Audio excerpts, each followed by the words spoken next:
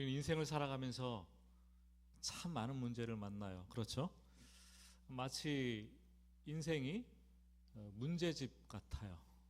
그리고 우리의 삶은 그 문제를 풀어가는 과정쯤 된다라는 생각을 합니다. 그래서 어떤 사람의 인생은 얇은 수련장 같기도 하겠지만 어떤 사람의 인생은 아주 두꺼운 백과사전처럼 두꺼울 수도 있는 것 같아요.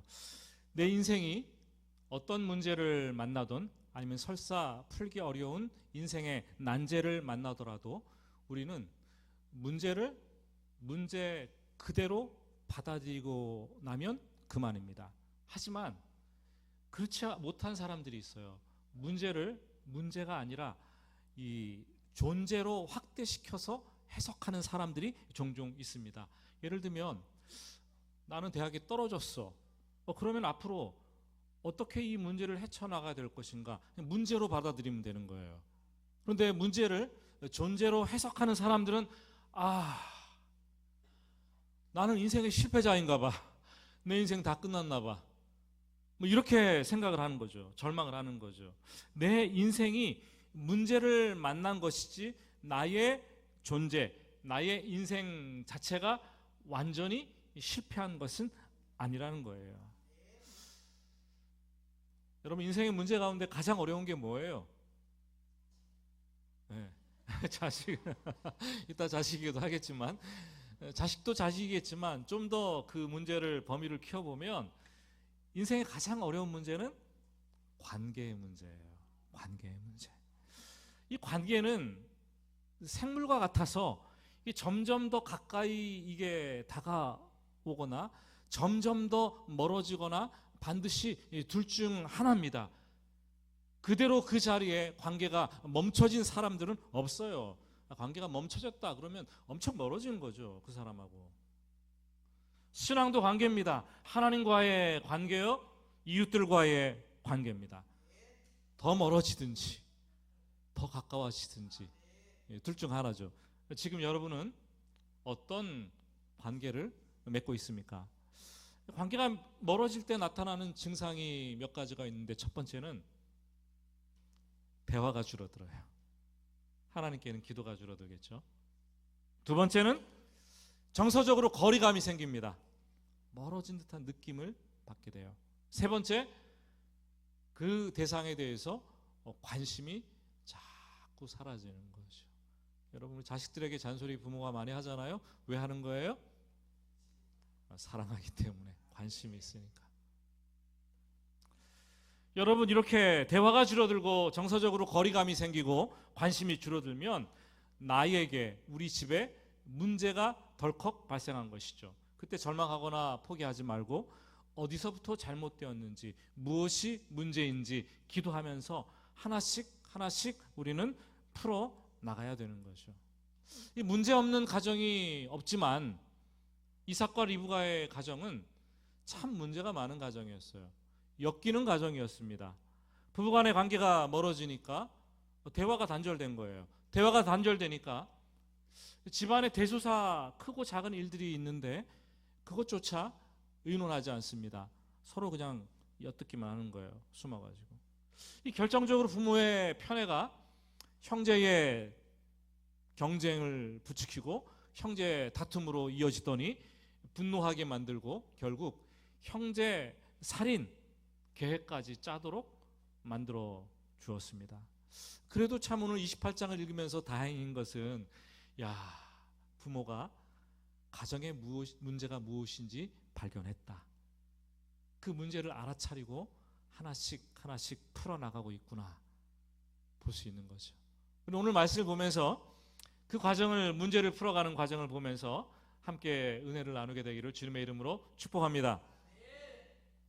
지난주에 보았던 창세기 27장 생각해보면 마치 긴박하게 펼쳐지는 한 편의 드라마 같았어요. 아버지를 속이고 형의 축복을 뺏어오는 야곱의 모습. 에서가 사냥 후에 돌아와서 별미를 가지고 아버지 앞에 들어갔는데 거기서 속임당한 것을 알고 오열하고 통곡하는 장면. 동생을 반드시 죽이리라 심중에 결단하고 분노하는 장면. 리브가가 이 알아차리고 야곱의 도피 계획을 세우는 장면 모두 하나같이 드라마같이 펼쳐지고 있습니다. 그런데 창세기 27장 1절을 보면은 이 모든 일은 아버지 이삭이 나이 많아 눈이 어두워졌을 때 일어난 일이었더라 라고 전제를 깔고 있습니다. 성경은 눈이 어두워졌다는 것을 그냥 물리적 육체적으로 해석하지 않고 영안이 흐려졌다라는 말로 우리를 성경을 보게 합니다. 이삭은 영안이 흐려져서 태중에서부터 야곱을 택하신 하나님의 뜻을 분별하지 못했습니다. 부부간의 대화도 단절되었습니다. 자기가 오직 사랑하는 장자 에서를 비밀리에 불러서 축복하려고 하는 엄청난 잘못을 저지릅니다. 결국 이삭의 가정은 분란이 일어났고 풍비박산되는 결과에 이르게 됩니다. 여러분, 부모의 믿음 되게 중요해요. 믿음은 상당히 중요합니다. 나이가 들고 시간이 지나도 믿음의 부모들은 영안이 흐려져서는 안 되는 거예요. 믿음이 변해서는 안 된다는 거죠. 부모는 언제나 살아생전에 이 가족을 통합하는 힘이 있어야 되고 가족 간의 거룩한 소통을 만들어내는 어떤 이 중심축, 이 구심점과 같은 역할을 해야 되는 거죠. 내일이 추석 명절인데 부모님이 돌아가신 분들은 자식들이 좀 허망할 수 있어요. 이 가정의 구성력을, 구심점을 잃어버린 거죠. 부모가 돌아가시고 나면은 그 뜻대로 잘 안 돼요. 가족끼리 한 자리에 모이는 것조차 힘들고 그리고 소통하는 것조차 어렵게 되는 거예요. 부모가 구심점이 되어서 중간 매개 역할을 다 했다라는 거죠. 어쨌거나 믿음의 부모라면 부모가 살아있을 때 영안이 흐려지지 않고 가족들의, 우리 자녀들의 구심점 역할을 끝까지 해낼 수 있어야 돼요. 그리고 믿음의 부모가 어떻게 이 땅을 살아내는지 자녀들에게 그것을 보고 배우도록 전수해 줄 수 있어야겠죠. 그것이 큰 신앙 유산이에요. 이 부부간의 대화가 없었는데 큰일을 치르고 나니까 리브가가 뭔가 깨달음이 있었습니다. 그래서 남편에게 대화를 시도합니다. 이게 46절 말씀이에요. 46절을 한번 같이 보겠습니다.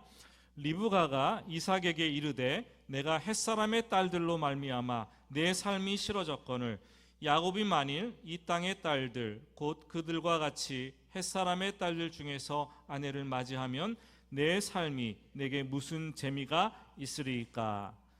여기서 말하는 햇사람은 이 가나안, 에서가 결혼한 가나안 이방 여인들 두 명의 며느리를 가리키는 거죠. 보통의 가족들은 시부모 때문에, 시어머니 때문에 며느리가 못 살겠다라고 얘기하는 게 보통이잖아요. 그런데 지금 이 가정은 뭡니까? 며느리 때문에 내가 못 살겠다, 그렇게 지금 얘기를 하고 있어요. 이 시어머니 리브가가 두 명의 며느리가 마음에 들지 않았습니다. 많은 염려를 가져다 준 것 같아요. 하나님을 섬기는 집에 이방 우상을 섬기는 며느리들이 하나도 아니고 둘씩 들어왔는데, 함께 사는데, 또 집안의 장자인 에서가 이 결혼을 하고 믿음과 신앙이 희석되어 가는데, 그리고 집안의 영적 분위기가, 공기가 이렇게 달라지기 시작하는데 삶이 안 괴로우면 그게 이상한 거 아니겠습니까, 여러분? 유대 랍비들은 그렇게 가르쳤어요. 전쟁에 나갈 때는 한 번 기도하고, 바다에 나갈 때는 2번 기도하고, 결혼할 때에는 몇 번 기도하라고요? 3번을 기도해라. 왜냐하면 이 결혼이라는 여정은 전쟁이나 험한 바다에 나가는 것보다 훨씬 더 어려운 일들이 많으니까 각오와 준비를 그냥 철저히 하고 신중하게 판단하고 또 판단해서 하라는 말이었어요. 여러분, 결혼은 조심하고 또 조심해야 됩니다. 왜요? 내 인생에, 내 삶 속으로 배우자만 들어오는 것이 아니라 그와 함께 그의 영, 그녀의 영이 우리 집으로 들어오는 것이기 때문이에요. 단순히 사람과 사람의 만남이 아니라 그의 영혼, 그의 믿음, 그의 신앙, 그의 문화, 그의 가치관, 그의 세계관, 그냥 우리 집으로 다 스며 들어오는 거예요, 이게. 그러면 이전에는 전혀 경험하지 못했던 영의 세계를 새롭게 경험하게 되는 것이죠. 자칫 잘못하면 나의 가정이, 나의 자녀들이 하나님을 모르는 세대가 되어서 전혀 다른 삶, 전혀 다른 인생의 길을 걸어갈 수가 있습니다. 솔로몬 왕이 되고 나서 1000번제를 드리면서 생각했겠죠. 아, 하나님, 제 신앙 하나님께 드리겠습니다. 하나님, 제 나라와 민족, 제가 하는 왕으로서의 일 하나님 도와주시옵소서 기도했을 거예요. 그런데 이집트 바로 왕의 딸 공주를 집으로 드립니다. 결혼을 했어요. 결국 하나님께 믿음의 고백을 하고 1000번제를 드렸지만 바로 공주의 딸을 드리면서 나의 가정, 나의 집안, 나의 나라가 어떤 일이 일어날지 생각조차 하지 못했다라는 거죠. 결국 솔로몬은 하나님을 안 섬기는 것도 아닌데 우상 숭배를 같이 하게 되었습니다. 우린 그것을 혼합주의라고 얘기합니다. 혼합주의. 신앙은 섞이는 것이 가장 위험해요. 섞이면 답이 없어요. 거기서부터 야금야금 부패와 타락의 길로 걸어가게 된다라는 거죠. 이 리브가는 우상을 섬기는 며느리들 둘과 함께 사니까 그 삶이 괴로울 수밖에 없었어요. 인생의 재미가 다 사라졌다 라고 얘기를 했어요. 그래서 리브가는 에서의 칼을 피해서 야곱의 생명을 지켜주려고 900km나 떨어진 이 밧단 아람, 한 달 걸어야 되는 그 거리 밧단 아람으로 보내겠다는 결정을 합니다. 그러나 이게 단순히 아들을 생명을 구하기 위한 도피 결정이 아니에요. 이 집안의 신앙의 근본을 고심하고 또 고심하면서 내리고 또 내린 결정이죠. 그 고심 때문에 이 야곱의 문제를 두고 드디어 이삭과 남편과 대화를 시도하기 시작했다라는 거예요. 잘한 거죠. 늦더라도. 여보, 에서가 저런데 야곱마저 이방인들과 결혼하면 우리 집안이 어떻게 되겠어? 우리 가슴이 지금 너무 아프지 않아요? 에서를 보면서. 야곱은 믿음의 뿌리, 신앙의 근본을 지키기 위해서 우리가 작정하고 우리가 그 처가가 있는 그 고향 밧단 아람으로 보내서 거기서 믿음의 사람과 결혼하게 합시다. 이런 얘기를 리브가가 이삭에게 했다라는 거죠. 언제부터인가 리브가와 이삭은 입을 닫고 살았는데, 철저하게 자기중심적으로 한 자식만 껴안고 편애하면서 살았는데, 그리고 엉뚱한 짓을 벌였는데, 그러나 이제는 이래선 집안이 안 되겠다 생각이 들었습니다. 리브가는 이 자식들과 집안의 문제를 염려하며 남편과 대화를 시도합니다. 이삭도 이 큰일을 치르고 나니까 아내와의 대화를 하면서 그동안 어두웠던 이 영안의 눈이 서서히 열리기 시작합니다. 더 멀리 갔던 부부관계가 이 대화의 물꼬를 트면서 더 가까이 다가간 것이죠. 여러분, 부부관계는 누가 그러대요. 부부관계는 꼬무줄 같다. 무슨 말입니까, 여러분? 이게 늘어났다가 이게 줄어들었다, 관계가. 그리고 멀어졌다가 가까워졌다. 마치 꼬무줄 같다. 부부관계는 탄성이 있어야 됩니다. 탄성이 있어야 돼요. 그냥 없이 늘어졌는데 오래된 꼬무줄 핫바지처럼 늘어나가고 도무지 줄어들지 않으면 그 가정에 문제가 생기는 거예요. 그 관계가 너무나 이렇게 늘어져 가지고 줄어들지 않고 끊어질 정도가 되면 그때는 위기 상황이 닥친 거예요. 망설이지 말고 그때는 리브가처럼 누가 먼저랄 것도 없이 대화를 시도하고 더 가까이 다가가야 된다는 거죠. 그래 가정에 소망이 있어요. 저는 철학자 가운데 쇼펜하우어를 많이 좋아합니다. 그래서 그가 쓴 책들을 자주 읽는데 실존주의자예요. 염세주의자예요. 읽어보면 기독교 신앙하고 잘 매치가 안 되는 부분도 있어요. 그래서 그 부분을 가려내고 구별하면서 읽어야 되는데, 하지만 그의 행복론을 읽어보면 참 염세주의다답다라는 생각이 드는데, 행복을 헛된 환상을 버려라. 행복은 고통을 줄이고 감소시킨 상태가 행복이다. 이렇게 얘기하더라고요. 고통을 그냥 줄이면 그게 행복인 줄 알아라. 가정이 행복하기를 원하냐? 지금 고통이 줄어들면 행복한 줄 알아라. 이거예요. 염세주의자답죠. 근데 그가 어떻게 고슴도치를 연구했는지 모르지만 어느 추운 겨울날 몇 마리의 고슴도치가 서로 모여 있는 것을 관찰합니다. 자세히 보니까 추위를 녹이려고 점점 더 가까이 다가갑니다. 그런데 어디에 찔려요? 가시에 찔리는 거예요. 가시에 찔려서 아프니까, 상처받으니까 결국 점점 더 멀리 떨어지는 거예요. 이 고슴도치가 몸 하나에 5,000개의 가시가 있대요. 그 가시가 얼마나 찌르겠습니까? 그런데 날씨가 추운 거예요. 그러니까 시간이 지나니까 또 다시 고슴도치들이 더 가까이 모여들더라는 거죠. 그러다 가시 찔리니까 또 다시 어떻게 돼요? 더 멀리 가더라는 거죠. 그리고 또 어떻게 해요? 또 가까이 멀리 더 멀리, 가까이 더 가까이, 멀리 더 가까이, 계속 이러기를 반복하다가 결국은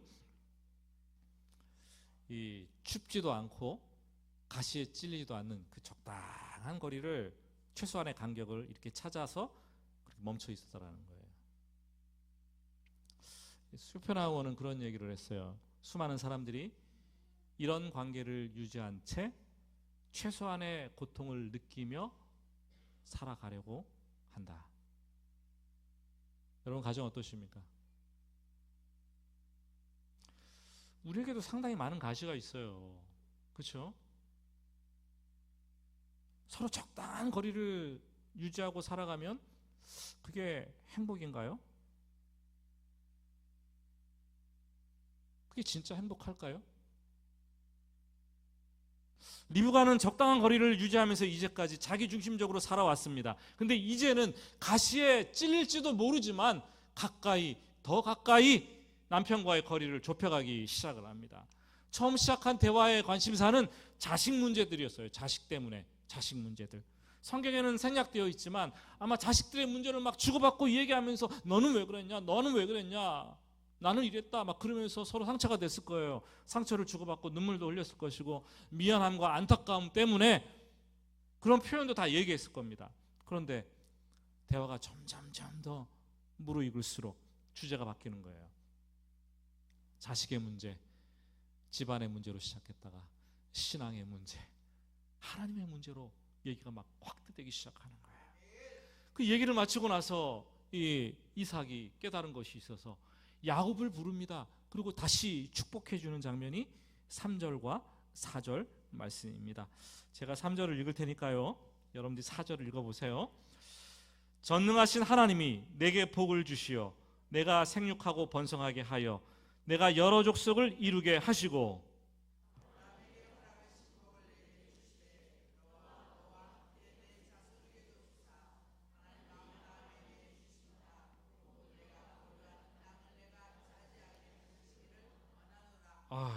첫말부터 예사롭지 않습니다.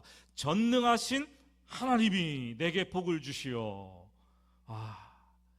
이 창세기 17장에서 아브라함이 99세가 되었을 때 아들 낳는 걸 완전 포기했어요. 그때 하나님께서 나타나 이렇게 말씀해요. 내가 너에게 아들을 주겠다.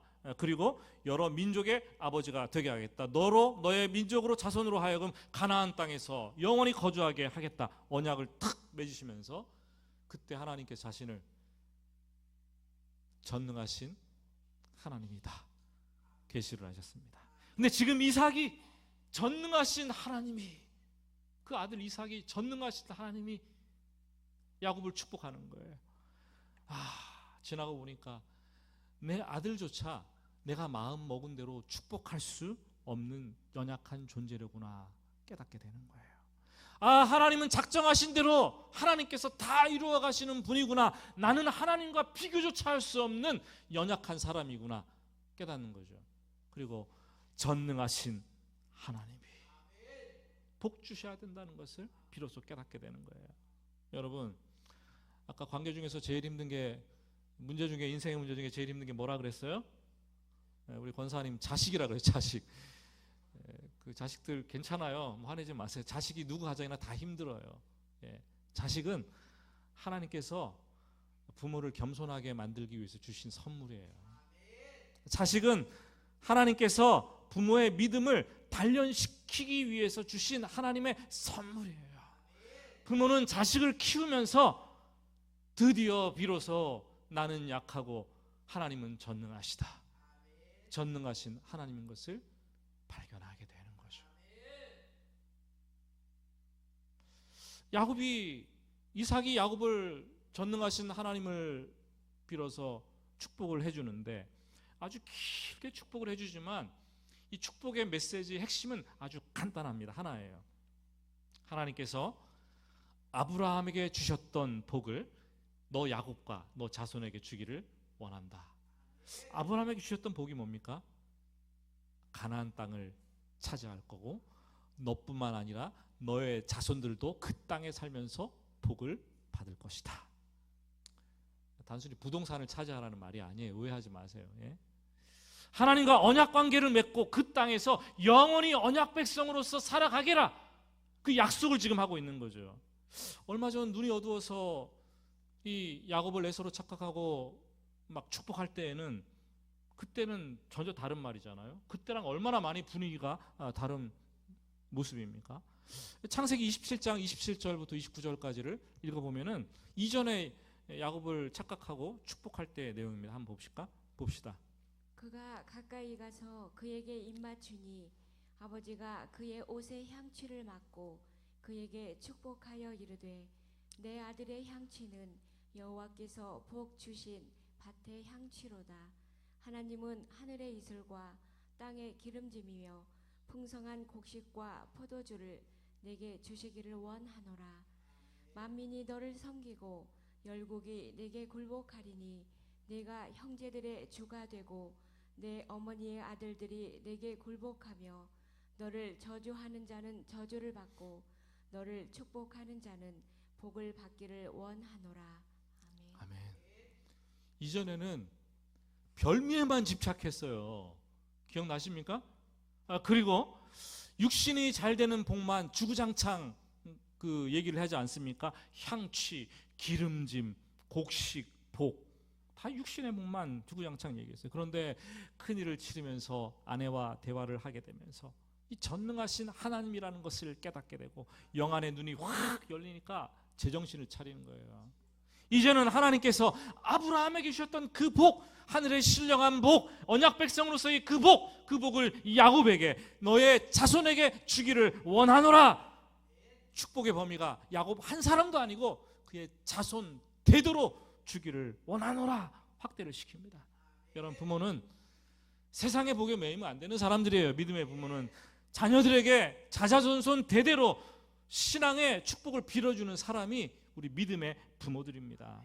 하나님께서 주시는 축복이 내 자녀 개인을 뛰어넘어서 그 가정과 자손들과 이웃들에게까지 펼쳐지도록 기도하는 사람, 그 사람이 믿음의 부모죠.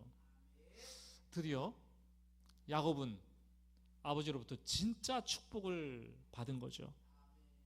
그리고 일어나서 밧단 아람 외삼촌의 집을 향해 먼 순례길을 떠나게 됩니다. 야곱은 분명히 부모와의 관계가, 물리적인 관계가 멀어지고 더 멀어졌어요. 그러나 이 축복을 통해서 영적인 관계는 더 가까워지고 더 가까워졌습니다. 그리고 그의 인생 여정은 앞으로 하나님과 더 가까이 나아갈 것입니다. 6절 말씀 봅시다. 그러면 에서는 어떻게 되었을까? 6절, 에서가 본즉 무엇을 보았어요? 아버지 이삭이 야곱을 축복하는, 전심으로 축복하는 장면을 보았어요. 그리고 밧담 아람으로 보내면서 가나안 땅 여인들을 취하지 말고 거기서 믿음의 딸들을 취하라 부탁하는 것을 보았습니다. 8절 말씀 보시면 에서가 또 본즉, 에서가 뭘 자꾸 봐요. 그죠? 에서가 본즉, 엄마는 엿듣기의 명수였는데 에서는 엿보기의 명수예요. 보다라는 말은 히브리어 라가 쓰였는데, 이건 단순히 눈으로 보는 것이 아니라 이게 눈으로 본 이후에 마음으로 깊이 생각하고 무엇이 옳은가 판단하는 거예요. 마음으로 보는 거예요. 에서가 보니까 자기가 결혼한 이방 여인들 2명 때문에 노부모가 괴로워하고 있구나 라는 것을 생각을 하게, 판단을 하게 됩니다. 결혼한 지 37년 만에 참 일찍도 했다, 그죠? 네? 내가 결혼을 잘못했구나. 그래서 결정을 하게 되는 거예요. 그 결정을 하고 행동으로 옮긴 것이 9절입니다. 9절 같이 읽어보겠습니다. 이에 에서가 이스마엘에게 가서 그 본처들 외에 아브라함의 아들 이스마엘의 딸이요 느바노스의 누인 마할랏을 아내로 맞이하였더라. 보고 나서 생각하고 결정한 행동이 이스마엘에게 갔다는 거예요. 이스마엘이 누굽니까? 이스마엘은 아브라함의 서자로서 아버지 이삭의 배다른 이복 형님이 아니겠습니까? 과거를 치러내보면 이삭이 그 젖되던 날 큰 잔치를 베풀었는데 이 이스마엘이 아버지 이삭을 놀렸잖아요, 그죠? 그러다가 아브라함에게 된통 혼나고 어머니 하갈과 함께 영원히 그 집안에서 추방됐죠. 쫓겨났습니다. 그래서 그 이후로 이스마엘과 아버지 이삭은, 이스마엘이 배다른 큰아버지겠죠. 그리고 아버지 이삭은 극과 이 상극의 관계를 달리고 있었던 거예요. 지금도 여러분 이삭의 후손은 이스라엘이고 이 이스마엘의 후손들은 아랍 족속들 아닙니까? 죽을 때까지 주구장창 싸울 거예요. 그들은 세상 끝날까지. 예? 그들은 아브라함의 언약에서 뚝 떨어져 나간 자들이었어요. 그런데 부모를 기쁘게 하겠다고 3번째 아내를 얻었는데 이스마엘에게 가서 이스마엘의 딸 마할랏을 아내로 취했다라는 거죠. 정말 답답합니다. 그래서 왜 이러는 거예요 도대체? 예? 왜 자꾸 헛다리만 짚는 걸까요? 영적인 안목이 이렇게도 없을 수 있나요? 항상 문제의 핵심을 이해하지 못하고 비껴갑니다. 이 부모를 기쁘시게 하려다가 오히려 부모를 더 자극하는 그런 결과를 맺는 거죠. 3번째 아내 마할랏, 이름도 그 뜻이 약해지다, 병들다는 거예요. 에서는 지금 영적으로 약해지고 있어요. 에서의 집안은 지금 병들어가고 있습니다. 이로 인해서 에서는 부모와의 관계가 더 멀리 갑니다. 그리고 여호와 신앙으로부터 더 멀리 갑니다. 에서의 삶, 에서의 신앙, 에서의 인생 안타까울 뿐입니다. 저는 오늘 말씀을 준비하면서 이삭의 가정에는 더 가까이 가는 사람들이 있는 반면 더 멀리 가는 사람들이 있다는 것을 알았습니다. 리브가가 멀어졌던 남편에게 더 가까이 갔습니다. 이삭이 멀어졌던 하나님께 더 가까이 갔습니다. 야곱은 가족들과 물리적으로 멀어졌지만 영적으로는 가족들과 더 가까이 갔고 멀리 계신 하나님과 이제 더 가까이 가기를 시도할 것입니다. 그러나 안타깝게도 에서는 부모로부터 더 멀리 갑니다. 하나님으로부터 더 멀리 갑니다. 사랑하는 여러분, 여러분들은 어떤가요? 여러분의 가정은 지금 어떤가요? 이 쇼펜하우어가 이 적당한 거리를 유지하고 자기중심적으로 살던 이 고슴도치가 어느 날은 서로 사랑을 하는 장면을 보게 되었어요. 어떻게 하나 봤더니 조심 다가가더니 가시와 가시 사이를 이렇게 잘 연결해서 찌르지 않게 한다는 것이죠. 그리고 자신의 가시를 가능하면 이렇게 눕히더라는 거예요. 눕히고 상대방에게 상처를 주지 않도록 한 다음에 서로 가까이 다가갔다는 거죠. 그리고 가시가 없는 배 부분은 가시가 없어서 신체적으로 보호 기능이 없고 약한데 그 부분을 서로 보여주고 자기의 약점을 보여주고 맞닿도록 내밀어서 사랑을 하더라는 거예요. 어떻게 가시가 있는 내가 저 사람을 안아줄 수 있을까? 어떻게 가시가 있는 저 사람을 안아줄 수 있을까? 우리는 조심 먼저 가까이 다가가야 하는 거예요. 약점을 부끄러워하지 말고 드러내놓고 사랑을 나눠야 됩니다. 그러면 따뜻한 가정이 되는 거예요. 여러분, 우리 인간은 죄를 짓고 더 멀리 갔어요. 그런데 하나님은 인간의 몸을 입고 성육신 하셔서 우리에게 더 가까이 오셨습니다. 나를 위해 십자가에 죽으셨어요. 그리고 그분은 지금 성령 하나님이 되셔서 나와 가장 가까이 내 안에 계신다라는 거죠. 사랑하는 여러분, 시간이 가고 세월이 흐를수록 하나님께 더 가까이 가기를 축복합니다. 여러분, 부부간에 서로 더 가까이 가기를 축복합니다. 여러분의 자식들에게 더 가까이 가고 여러분의 부모들에게 더 가까이 가서 진짜 사랑을 나누기를 축복합니다. 이번 대각성 운동도 인생을 살면서 하나님으로부터 멀어졌던 분들 얼마나 많습니까? 길거리 다니다가 어깨 부딪혀서 얘기하면 다 자기 옛날에 교회 다녔대요. 그런 사람이 태반입니다. 근데 하나님부터 더 멀어진 사람들이에요. 대각성 운동은 그 사람들을 더 가까이 하나님께 인도하는 작업이에요. 그리고 우리가 그들을 더 가까이 하면서 하나님의 복음으로 축복할 수 있게 되기를 예수님의 이름으로 다시 한번 축복합니다. 우리 같이 찬양하고 기도하겠습니다.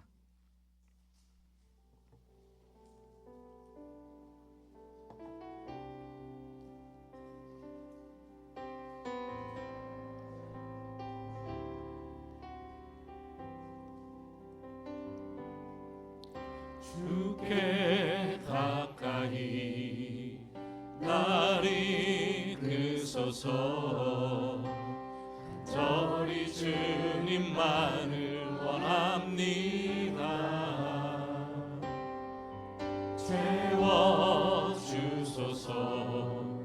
주의 사랑을 진정한 찬양 드릴 수 있도록 목마른 나의 영혼 주를 부르니 나의 영혼 주를 부르니 나의 맘 만져 주소서.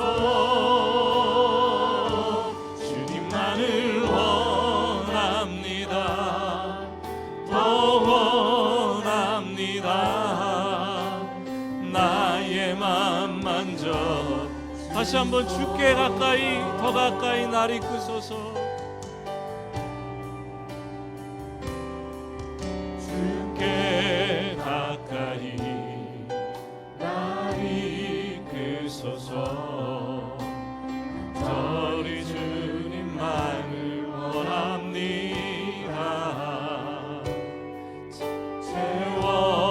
채워주소서.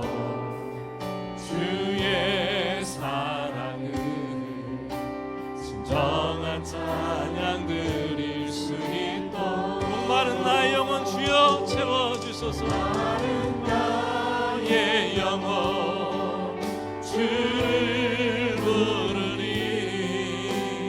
나의 맘 만져 주소서. 주님만을 원합니다. 더 원합니다. 나의 맘 만져 목마른 나의 영혼 주를 부르니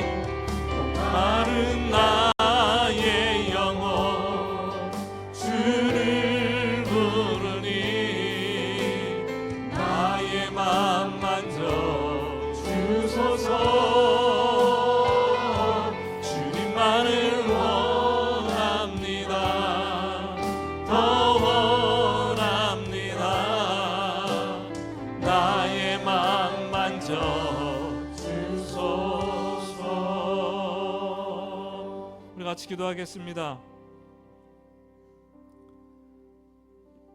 뒤늦게라도 반성하고 남편에게 가까이 다가가는 리브가, 영안의 눈이 흐려져서 실수를 거듭했지만 뒤늦게 깨닫고 하나님께 가까이 다가가는 이삭,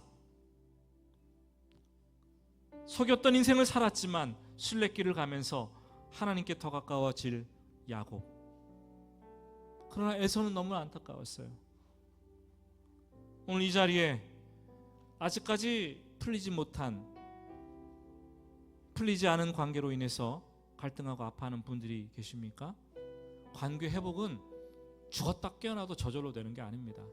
망설이지 말고 하나님께서 감동을 주시면 먼저 대화를 시도하고 먼저 화해하고 가까이 다가갈 수 있어야 하는 거죠. 그 사람이 내가 되기를 원합니다. 부모로부터 관계가 멀어졌다면, 자식들과 형제들과 관계가 멀어졌다면 더 가까이 가게 해달라고 기도합시다. 믿음의 부모인데 가정의 구심점을 잃어버려서 자녀들이 참 하나님을 떠나는 가정들이 있다면 하나님 불쌍히 여겨주시고 하나님께 더 가까이 올 수 있도록 주님 도와주시옵소서. 또한 대각성 만남을 위해서, 행복한 만남을 위해서 더 가까이 주님께 나오는 영혼들이 되게 해달라고 우리 조용하게 하나님께 정말 간절히 같이 기도하겠습니다. 하나님 아버지, 간절히 기도합니다. 아버지, 오늘도 주 하나님 말씀을 드리면서 얼마나 멀어지고 또 멀어진 인생을 사는지 되돌아봅니다. 멀어지고 더 멀어져서 관계가 끊어질 정도로 되지 않았습니다. 하나님, 무너진 그 자리에서 다시 한번 일어나게 하시고 더 가까이 갈 수 있는 은혜를 우리에게 허락하여 주시옵소서. 하나님과 멀어졌습니까? 하나님과 가까이 갈 수 있도록 도와주시고, 부부 사이의 관계가 멀어졌습니까? 누가 먼저 할 것도 없이 내가 먼저 더 가까이 다가갈 수 있도록 하나님 축복하여 주시고, 부모와 자식들과의 관계가 멀어졌습니까? 하나님 더 가까이 갈 수 있도록 도와주시고, 대각성 전도 집회를 통해서 죽어가는 영혼들이 하나님 가까이 감으로 말미암아 살아나는 인생의 축복이 되는 기간이 되게 하여 주시기를 간절히 주여 하여 주시옵소서. 하나님 아버지, 문제없는 가정 없지만 그 문제가 관계의 문제라면 하나님 얼마나 아프고 힘들겠습니까? 너무나 오래되어서 그냥 적당한 거리를 두고 산다면 얼마나 불행하겠습니까? 하나님, 하나님의 마음 주셔서 먼저 다가가게 하시고 하나님 마음 주셔서 더 가까이 가게 하여 주시옵소서. 그리하여 관계 회복을 통해서 참 행복이 무엇인지 맛보게 하시고, 또 대각성 전도 운동을 하면서 하나님 멀리 떠난 영혼들 얼마나 힘들게 고통받으며 이 땅을 살아가고 있습니까? 그들을, 나의 태신자들을 주께로 더 가까이 이끌면서 하나님의 사람으로 거듭나는 일위를 체험할 수 있도록 인도하여 주시옵소서. 추석 명절이 멀어지는 시간이 아니라 더 가까워지는 은혜의 시간 될 수 있도록 온 가족들을 축복하여 주시옵소서. 예수님의 이름으로 기도드립니다. 아멘.